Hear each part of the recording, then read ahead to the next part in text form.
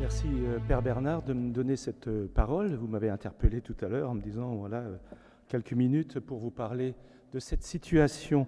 Alors, à quel titre je vous en parle, comme ami de la famille missionnaire, mais aussi en tant que diacre permanent et médecin, neurologue, et aussi ayant consacré une partie de ma carrière professionnelle, en particulier la fin, en direction de structures, direction médicale de structures qui accompagnent, qui accueillent des personnes en situation comme Vincent Lambert.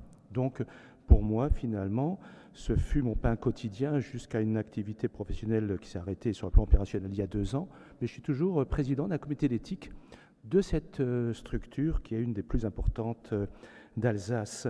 Dans mes missions de diacre, il y a la solidarité, mais les questions de santé, donc l'attention aux personnes en situation de handicap, mais j'ai aussi participé à l'organisation des soins, en particulier ce qu'on appelle l'accessibilité des soins pour les personnes en situation de handicap en Alsace. Voilà, donc je connais un petit peu la situation et je connais également l'un des médecins qui a examiné Vincent Lambert.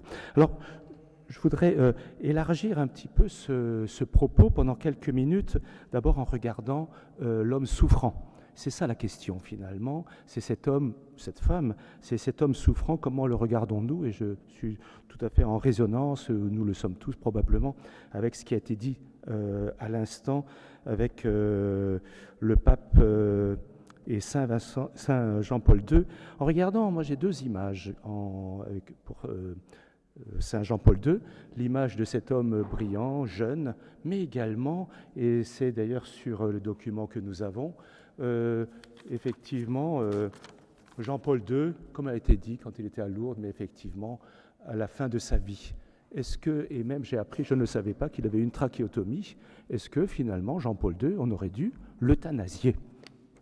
La question se pose, alors qu'au contraire, je crois qu'il y a eu un profond respect pendant quelque temps où il y avait beaucoup de discussions. Est-ce que cet homme était encore capable de diriger l'Église? Et on s'est aperçu que oui, d'une certaine façon. Alors, quel est le regard que nous portons sur M. Vincent Lambert? En réalité, moi, je voudrais présenter cette petite allocution de 2 façons. Les constats, la vérité. On n'est pas maître de la vérité, mais il y a quand même des constats dans notre société, dans notre République, et puis quelques points de réflexion. Alors, nous le savons bien maintenant, il a été dit les dernières semaines avant le décès malheureusement de M. Vincent Lambert, on parlait d'état végétatif chronique ou état post-circulationnel ou état cognitif minimal. Donc c'est une personne qui avait encore vivante et qui était en situation végétative, mais on ne sait pas quelles étaient. C'est une personne cérébro-lésée, son cerveau avait été abîmé. Alors on sait qu'il était paralysé, qu'il ne pouvait pas manger de lui-même parce qu'il était paralysé, mais en même temps, on ne sait rien de ses émotions et de ses affects. Il est absolument impossible de savoir s'il avait faim ou soif. Aucun examen médical actuellement, aucune imagerie IRM fonctionnelle, tout ce qu'on peut raconter, ne peut le dire. On ne le sait pas. C'est une question de nosologie, de définition de la situation. On sait qu'il était en situation d'état végétatif chronique, donc il n'était pas en fin de vie. Il respirait spontanément. Il fallait seulement lui donner à manger, à boire et faire les soins d'hygiène et les soins de confort. Je crois que c'est très important, pas qu'on joue sur les mots, mais on manipule les mots. Quelqu'un qui est en état végétatif chronique peut vivre pendant des années et des années, il suffit de l'accompagner comme il est. Une personne en fin de vie peut justifier effectivement un séjour à l'hôpital, parce que c'est une maladie qui malheureusement conduit au terme de la vie de façon naturelle dans le contexte de maladie. Ça, c'est le lieu de la santé, de la maladie, le lieu de l'hôpital. Le lieu d'accompagnement, d'hébergement, d'accompagnement pour proposer des animations, enfin tout ce qui se passe dans la vie habituelle pour une personne en situation de handicap, qui est une personne en état végétatif chronique, ce sont des lieux spécifiques, ce sont des lieux de vie, d'hébergement. C'est en famille, si la famille peut se faire, mais c'est aussi en structure, par exemple, maison d'accueil spécialisée, il en existe, voilà, il y a des places, et les maisons d'accueil spécialisées sont financées par le ministère de la Santé, la Sécurité sociale, enfin, pas le ministère de la Santé, la Sécurité sociale, les ARS. Je le sais, j'en étais directeur. Voilà. Donc, faisons attention aux mots. Accompagner une personne en état végétatif chronique, ce n'est pas un acharnement thérapeutique, c'est simplement un accompagnement d'une personne qui est dans un état particulier. On dit qu'il y a actuellement environ 1700 personnes en France. Moi, je pense qu'il y en a plus, mais enfin, ça, c'est complexe. Il y a toujours beaucoup de discrétion. Est-ce que Michael Schumacher, qui est en, je ne sais pas s'il est en Suisse ou en Allemagne, on se pose ce genre de questions? Non. Voilà, il est accompagné, on ne se pose pas cette question. Situation de handicap, c'est la loi 2005 qui s'applique. Voilà. Mais il y a aussi le droit des malades. Le droit des malades, loi Kouchner 2002. Voilà, je livre simplement quelques mots. Quand on est en situation aussi de handicap, je reviens, une des deux lois de 2002, c'est la loi qui accompagne, qui régit le médico-social. Voilà, donc ce sont des situations et des choses qui existent. La protection des vulnérables. Une personne en état de grande vulnérabilité, comme était M. Vincent Lambert, il y a tout un processus juridique et la loi a été révisée assez récemment. Il y a les questions de protection, de tutelle. À qui est-ce qu'on attribue la tutelle? Est-ce qu'on doit attribuer la tutelle? C'est un juge des tutelles qui le décide, à un membre de la famille ou à un tiers? Un tiers qui aura moins de relations, moins de problématiques, effectivement, d'intérêt, d'émotions. Voilà. Pour M. Vincent Lambert, nous savons que c'est son épouse. Simplement pour, quand on est, la question du handicap, quand on est malade ou on a un accident, on espère qu'on va guérir ou être amélioré. On est dans le champ du système de santé, donc on va à l'hôpital où on est soigné par des médecins, voilà, et tout le personnel paramédical. Si malheureusement on ne guérit pas ou on n'est pas rétabli dans la situation où on était avant, donc on a une perte de capacité fonctionnelle. Voilà, si on a fait un infarctus, la moitié du cœur a été abîmée, on n'a plus que la moitié de capacité de fonctionnement du cœur, donc on pourra monter que la moitié des escaliers, grosso modo, par rapport à habituellement. Voilà. Là, on est en situation de handicap et il y a un organisme qui reconnaît la situation de handicap, c'est ce qu'on appelle la Maison départementale des personnes handicapées, la MDPH. Oui, je vous rappelle des choses qui existent dans notre société, il suffit de connaître un petit peu la réglementation, les lois. On reconnaît une situation de handicap, un statut de handicap, et il y a une ouverture aux droits. Et quels sont les droits qui s'exercent, et puis les financements, etc. Je vais revenir à la question de la loi Leonetti. La loi Leonetti, à mon avis, d'après ce que j'en sais, s'applique aux situations de douleur et aux situations de fin de vie. Donc, pour M. Vincent Lambert, il y avait des situations de douleur, mais pas une situation de fin de vie. Donc, je ne vois pas tellement en quoi elle s'applique pour une personne en situation d'état végétatif chronique. Dans la loi Leonetti, il y a quand même de grandes avancées, et ça a été éclairé, approfondi par la loi Claes-Leonetti, en particulier les directives anticipées, la dénomination de la personne de confiance. Alors, c'est quand même, on parle beaucoup actuellement. Voilà, il y a une espèce de forcing médiatique, on dit qu'il faut remplir les directives anticipées. Mais on sait pertinemment que quand on est en état de bonne santé, on n'arrive pas à se projeter dans ce que sera la fin de vie. Qu'est-ce qu'on va désirer exactement? Et on sait, et les personnes qui sont actives dans les soins palliatifs savent très exactement que la personne qui est réellement en fin de vie elle-même, parce qu'il faut porter l'attention à la personne, ses désirs ne sont pas ceux de l'entourage. Et là, il y a souvent une difficulté de vie. La loi Claes-Leonetti approfondit, a changé les normes, c'est-à-dire que c'est même pas le désir du malade, mais la volonté du malade est opposable. Et le médecin est obligé de le suivre. Mais en même temps, il y a différentes possibilités et la décision devient collégiale. Enfin, voilà, je ne vais pas aller trop dans les détails, mais c'est quand même très intéressant parce que, in fine, c'est le médecin qui décide parce que, voilà, c'est des questions techniques, voilà, d'organisation, puis il faut bien qu'il y ait quelqu'un, mais le médecin doit s'engager. Et là, c'est effectivement opposable à essayer de connaître le mieux possible la vie propre de la personne. Si la personne ne peut pas s'exprimer, c'est en faisant un peu une enquête auprès des proches de la personne de confiance qui doivent dire qu'est-ce que la personne aurait souhaité à sa connaissance, donc il faut se projeter, et pas qu'est-ce que souhaiterait la personne de confiance pour elle-même. Et ça, c'est quand même très important. Voilà. Soins et traitements. Alors, vous entendez, dans la loi Leonetti, loi Claes-Leonetti, mais comme dit, ça ne s'applique pas à M. Vincent Lambert, c'est la question de est-ce que les traitements, disons, si on est en fin de vie, et si on a considéré que, voilà, on va aller laisser le terme arriver, on va appliquer le principe de non-obstination déraisonnable, donc on va arrêter les traitements qui maintiennent artificiellement la vie. Est-ce que le fait que de donner à manger et à boire est un traitement? C'est jamais un traitement, c'est un soin. Et là, effectivement, le législateur, très mal éclairé par les médecins, a confondu soins et traitement. Et donc c'est très facile de dire que si on est dans le cadre de la loi Leonetti, Claes-Leonetti, on est en fin de vie, on est dans l'idée de ne pas se livrer à une obstination déraisonnable, on va interrompre les traitements.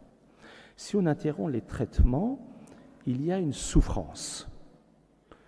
Si on est conscient, bon, on le perçoit bien. Si on n'est pas conscient, peut-on imaginer quand même qu'une personne qui est encore vivante, mais qui n'est pas consciente, comme je vous ai dit, on ne sait pas s'il y a des affects ou des émotions, souffre ou pas. Les grands esprits actuellement qui se prétendent éclairés disent qu'une personne comme ça ne souffre pas de la faim et de la soif. Qui suis-je pour pouvoir l'affirmer? On ne peut pas. Observez bien ce qui s'est passé pour la fin de vie de M. Vincent Lambert. On a décidé, alors qu'ailleurs, c'était la canicule, on disait que pour tout le monde, faites attention à l'hydratation. Cet homme-là, on disait, ben non, on va arrêter l'hydratation. Il y a une incohérence, voilà, dans les messages médiatiques. Je n'ai jamais entendu aucun journaliste relever cela. Bon. Ça paraît quand même assez évident, voilà. Alors, la question a été décidée, X raisons, pour M. Vincent Lambert, mais on peut élargir la situation, c'est qu'on allait arrêter l'hydratation et l'alimentation, donc il allait mourir et s'éteindre parce que l'organisme n'allait plus fonctionner normalement, puis à un moment donné, le cœur allait s'arrêter. Mais si on prétendait auparavant qu'il n'avait aucune émotion, pas de douleur, pourquoi a-t-on mis une sédation? Sédation qui est destinée à agir sur la douleur. Douleur physique, donc on donne de la morphine, douleur psychique, donc on donne ce qu'on appelle des benzodiazépines, hypnovel. Voilà, toujours sédation. Pourquoi l'a-t-on fait? Posons-nous la question. Je n'ai pas la réponse. Ce qui veut dire que les gens qui ont décidé ça n'étaient pas tout à fait sûrs. C'est peut-être ce qui occasionne la problématique de l'autopsie. Les gens ne sont pas tout à fait tranquilles. Voilà. Quelques questions, quand même, pour élargir. En 5 points, quel est le droit du patient, le droit de la personne? La question, pour M. Vincent Lambert, n'était pas le combat de Rachel contre Viviane, c'est pas ça. Cet homme que nous voyons, c'est comme Jean-Paul II, quel serait le désir propre de cet homme? Et quel est le regard que je vais porter sur cet homme souffrant? Voilà, ça, c'est ça quand même la question. La deuxième question, c'est le droit du vulnérable. Quelqu'un qui est précaire. Qui c'est qui est le plus vulnérable dans notre société, sinon le malade sur son lit? Voilà, l'embryon, le vieillard, le migrant, voilà. Quel est le vulnérable? Voilà. Quelle est l'idéologie mortifère? L'idéologie mortifère, c'est le désir pour soi. On a entendu les proches de M. Vincent Lambert qui se déclarent soulagés. Qui est soulagé? Bon. Mais il y a des souffrances, des détresses, bien sûr. Il faut entendre toutes les souffrances, toutes les détresses. Mais d'abord, je regarde l'objet propre de la souffrance. Et l'objet propre de la souffrance, a été dit aussi tout à l'heure, c'est, voilà, si on veut supprimer la souffrance, on ne supprime pas l'objet de la souffrance. C'est trop facile. C'est trop facile. Et là, ce qui est très compliqué, c'est de soulager cette personne le mieux possible, ce qui va aussi soulager notre propre souffrance. Ne nous trompons pas. 4e point, là, manifestement, on se met à la place de Dieu. On décide, qui suis-je pour décider que tel ou tel a le droit de vivre? Qui suis-je pour décider que M. Vincent Lambert doit mourir ou pas? Qui suis-je pour décider qu'il a une qualité de vie ou pas? Je n'en sais rien. Qui suis-je pour décider à quel moment une personne va faire le passage de la vie à la mort? Ce qui, c'est quand même priver quelqu'un de sa dernière capacité, c'est de mourir lui-même. Enfin, on prive cet homme de sa mort. Voilà. Et puis nous sommes tous concernés, 5e point. Nous sommes tous citoyens. Tout ce que je vous ai rappelé au départ, ce sont des lois, des règlements qui ont été votés, établis par les citoyens. Liberté, égalité, fraternité, tout en découle. Non-assistance à personne en danger, le droit des vulnérables. Et là, nous sommes tous citoyens. Citoyens, nous sommes sous-tendus par notre foi. Mais je pense qu'un athée, quand on parle de droits de l'homme, pourrait exactement avoir le même combat. Nous en plus, c'est sous-tendu par cet homme-là, c'est une créature de Dieu. Voilà, c'est l'image, a été créée à l'image et à la ressemblance de Dieu. C'est tout dit. Ça nous simplifie la vie, je pense. Moi, comme médecin, cela me simplifie la vie. Je n'ai pas à me poser toutes ces questions-là. J'ai à réfléchir, j'ai à connaître. C'est très exigeant. Ça demande la médecine qui s'applique, alors je vais parler de la technique médicale, à ces personnes qui sont soit en situation de fin de vie, soit en situation de handicap extrêmement complexe, lourd. C'est une médecine assez peu reconnue, assez peu connue, vous le voyez bien, que M. Leonetti ne connaît certainement pas. C'est extrêmement compliqué, mais c'est en même temps très enrichissant et c'est un beau travail professionnel. Voilà, je voulais terminer ça. Je vous remercie de votre attention et je vous remercie de la possibilité que j'ai de pouvoir vous en parler.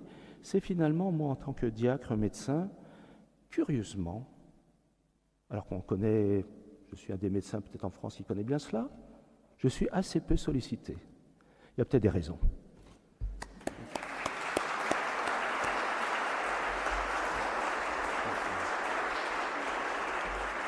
C'est un temps de question-réponse, mais c'est un peu court. Oui, mais simplement, je souhaiterais, je fais demander justement à Bernard Ginoux que le docteur puisse rencontrer Monseigneur Aupetit. Parce que, voilà, simplement, il y a la suite. Il ne faut pas laisser tomber la chose. Et je pense que vous avez vous voyez, il faut absolument qu'on continue le combat. Vous pouvez leur dire deux mots là-dessus, qu'on peut faire comme combat pour le combat. Alors, moi, j'ai quand même l'impression que la situation a changé. Autant on parlait quand même, on parlait de M. Vincent Lambert sur le plan médiatique. Sur le plan médiatique, on parlait plutôt du combat de ces personnes, les livres sortis, le neveu. Et puis, quand il y a eu le fameux appel, je crois, à la cour d'appel à Paris, un lundi soir, dans les heures qui ont précédé, les arguments ont changé. Et c'est là où on a commencé à parler d'état végétatif, on disait qu'il n'était pas en fin de vie. Et quand on assiste au débat à la télévision, sur LCI, on regarde un petit peu, on écoute ce qui est dit dans la Croix, ce qui est dit aussi parmi les journaux, les journalistes, un certain nombre disent oui, mais il n'est pas en fin de vie, état végétatif, mais c'est des petits mots. Donc il y a quelque chose qui apparaît. Alors, juste une toute petite anecdote personnelle, là où on peut intervenir, c'est que j'ai fait un tout petit mot sur Europe 1 un soir, lundi soir, je rentrais, je roulais, puis il y avait un petit débat le soir vers 19h sur Europe 1 sur cette question. La question c'était, faut-il réouvrir le débat sur la fin de vie au sujet de l'affaire Vincent Lambert? Vous voyez, c'est complètement décalé. Et finalement, j'ai fait le 21, je ne sais plus quoi, 39, et je me suis présenté comme médecin, et j'ai eu droit à la parole, et pendant quelques minutes, j'ai réussi à développer cela, Et on m'a écouté, et puis il y a eu un autre débat par la suite, et je sais que le journaliste a repris mes arguments, ou certains des arguments. Donc, n'importe quel citoyen, quand il y a un débat à la télévision, à la radio, etc., vous pouvez téléphoner. Et puis, si c'est bien posé, ben voilà, voilà. On m'a d'abord demandé si je faisais partie des 400 médecins signataires. J'ai dit, non, mais je parle en tant que médecin responsable. Je n'ai pas dit que j'étais diacre, parce que là, je pense que ça aurait été cuit d'emblée. Hein. Mais je n'ai pas à me cacher. Mais en même temps, vous avez remarqué, j'ai commencé à parler, je me suis présenté comme diacre, mais tout le reste, je l'ai détaillé comme, voilà, connaissant un petit peu la partie. Donc, je pense que maintenant, il y aura les questions de débat sur le renouvellement de la loi bioéthique. Alors, il est évident, et ça le procureur l'a dit au sujet de l'affaire Vincent Lambert, c'est que si, effectivement, le gouvernement avait calé là-dessus, parce qu'ils ont mis un point, c'est la question du droit à l'avortement qui était posée. Et ça, c'est quand même clair. Voilà. Alors, c'est sûr, c'est assez mal vu, surtout catho en ce moment, voilà. Mais quand même, non. On a le droit, comme tout citoyen sous-tendu par notre foi, de dire ce que l'on pense. Et je pense que je crois que c'est important. Autre chose quand même, c'est l'aspect médical. Les médecins ont très peur de se faire attaquer en justice. Est-ce qu'ils font bien, etc. Moi, je pense que là, il faut rappeler aux médecins leur serment d'Hippocrate. Tu ne tueras pas. Et là, ce qui se passe, c'est quelqu'un qui est en situation précaire, état végétatif chronique, à qui on ne donne pas à manger et à boire. Là, effectivement, c'est une faute professionnelle pour moi. On n'a pas le droit de faire ça. Voilà. Donc, je pense qu'il faut attaquer les médecins. Non-assistance à personne en danger. Je pense qu'il faut savoir, alors, est-ce que la plainte va être reçue par le procureur, etc. Je ne sais pas. Mais si vous faites une déclaration à l'ordre des médecins, ça je le sais, si vous dites à l'ordre des médecins, vous écrivez une lettre au président de l'ordre des médecins de votre département en disant « Voilà, j'ai une problématique vis-à-vis de tel médecin, j'estime qu'il y a eu telle chose. » Attention, ne l'accusez pas parce que c'est une diffamation. Mais je pense qu'il y a eu tel problème, le médecin sera convoqué. Il y aura une enquête. L'ordre des médecins est obligé de le faire, ça je le sais. Il va être convoqué devant ses pairs. Il aura à justifier de son serment d'Hippocrate. Là, ça lui permettra de réfléchir. Il réfléchira lui-même, mais les autres qui l'entendront réfléchiront aussi. Mais restez sur des points, serment d'Hippocrate, tu ne tueras pas. Et en plus, on apportera ses soins à l'indigent gratuitement, etc. C'est bien fait, il est très beau ce serment. Et là, on est en plein là-dedans. Donc, vous voyez, je pense qu'il ne faut pas, sous-tendu par notre foi, le respect de l'autre. Pourquoi ? Parce que c'est une créature de Dieu. Ça, c'est assez mal entendu actuellement. Mais vous le pensez, vous avez comme le droit de le glisser. Mais d'abord, citoyens, pensez quand même que la situation de M. Vincent Lambert est tout à fait analogue aux personnes âgées, dépendantes, qui vont mal, qui sont en EHPAD. Il y en a combien de milliers, de dizaines de milliers ? C'est la même situation, exactement pareil. Regardez autour de vous en famille, questionnez les gens autour de vous. Voilà, c'est le même débat. Merci beaucoup, docteur.